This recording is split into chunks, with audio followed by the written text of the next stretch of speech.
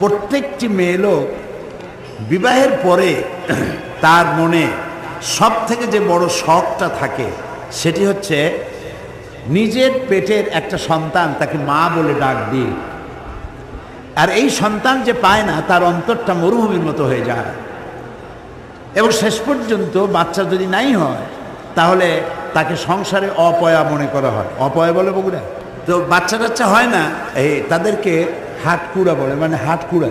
আচ্ছা, বাচ্চা যদি না হয় তাহলে অন্য মায়েরা ওই মেয়ে লোকটার কাছে তার বাচ্চা কোলেও দেয় না এবং শ্বশুর শাশুড়ি ভীষণ অসন্তুষ্ট থাকে, তার উপরে স্বামীও অসন্তুষ্ট থাকে। মা বোনের এটা আপনারা মনে রাখেন, ইনফেরিয়রিটি কমপ্লেক্সে ভোগার কোনো কারণ নাই। সন্তান যদি না হয় তার জন্য স্বামীও দায়ী, তারও কোনো রোগ থাকতে পারে যে কারণে বাচ্চা হচ্ছে না, এই জন্য চিকিৎসকের শরণাপন্ন হতে হবে।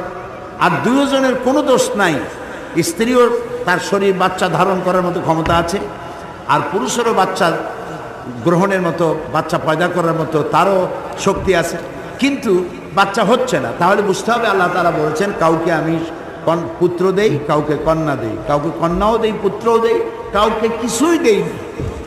তো কিছুই যারে দেয় না সেই ভাগে পড়ে গেছে।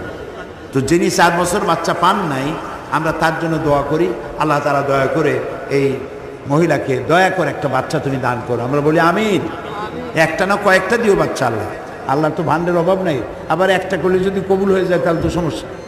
আমরা আল্লাহর বলি আল্লাহ তুমি দয়া করে এর বাচ্চার পথ উন্মুক্ত